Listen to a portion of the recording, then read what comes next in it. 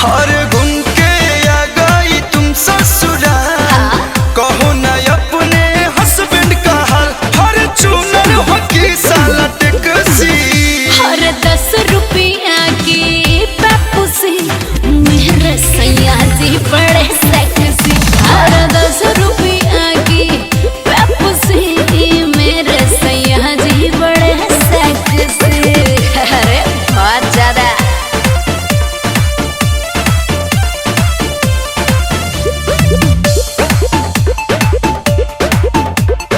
मेरे सैया जी बड़े सेक्सी।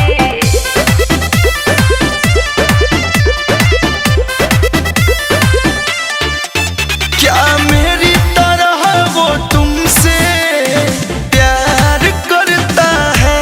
बहुत। हर जैसे मैं मरता था तुम पे, क्या वो भी मरता है? बोला सुनो, खुद से भी ज्यादा मेरा रखते ख्याल है। आई जब से ससुराल में मस्त मेरा हाल है। ले जाता कभी